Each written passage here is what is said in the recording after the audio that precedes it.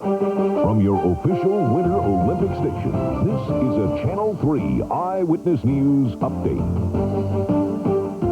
Good morning, I'm Glenn Pearson. Authorities hope when an autopsy is performed today on a body found frozen in Tullins Woods, they'll know if it's 14-year-old Matthew Roy. Matt disappeared Thursday after some trouble at school. He apparently brought a knife there, accidentally cut another student who was taken to the hospital for stitches. No charges were filed against the high school freshman, but his family thought Matt might have been afraid to come home. When Matt left his home Thursday, it was without extra clothing or money, and none of his friends had any idea where he had gone. The as-of-yet unidentified body was found a little more than a mile from Matt's home. Authorities do not suspect foul play. Hearings begin today on Governor Weiker's $8.7 billion budget. The public's first chance to speak before the Appropriations Committee is tonight. The budget Governor Weiker proposed last Wednesday is more than 5% higher than this year's budget, but it still calls for more than $1 billion in cuts of costs expected to maintain current services. Scientists meeting in Chicago say a Yale University researcher is succeeding in restoring brain functions of elderly Parkinson's disease sufferers.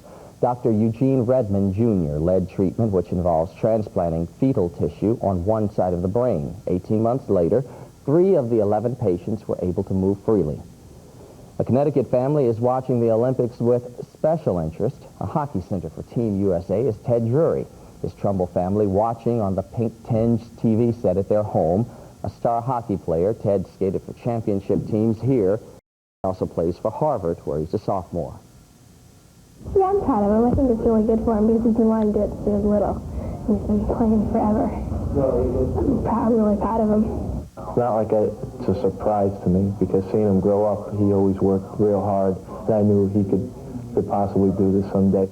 And everything's going pretty well so far. Ted's team won their first game last night against Italy, 6-3. The 1992 Winter Olympic Games continue this morning on CBS and Channel 3.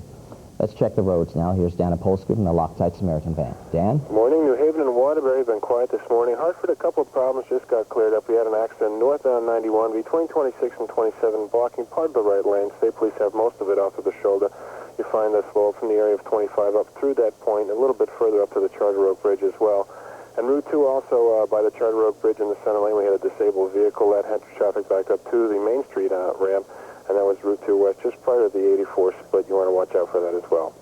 From the Loctite Samaritan van, I'm Dan Apolsky with a Channel 3 traffic check. Thanks, Dan. Charlie Bagley's up next with a look at the weather. Charlie? Okay, Glenn, right now at Channel 3, the temperature is 14 degrees. Around the area, they're ranging from 9 to 15 degrees. And during the course of the day, it's going to be getting up to around 30 degrees. In the cities themselves, low 30. So a colder than normal day, but a fine-looking day in the northeast. As far as precipitation goes, there's some out to the west of us right now. That's going to be tracking right to the north and west of us later in the day. No question about it, the coldest area in the country is over the northeastern states. But again, we will see some moderating. In fact, around 30 today. Tomorrow it's going to be in the 40s. So put up with one bad day because tomorrow things for sure will be getting better. Late today, we're showing that frontal system, again, moving by to the northwest of us. By tomorrow morning, most of all that precipitation will have slid by to the north. So again, today, near 30 and sunny. Glenn, that's my weather. Now back over to you. Thanks, Charlie, and thank you for tuning in. If you can, join Odetta Rogers for Eyewitness News at noon, followed by an Olympic update. Hope you have a good day.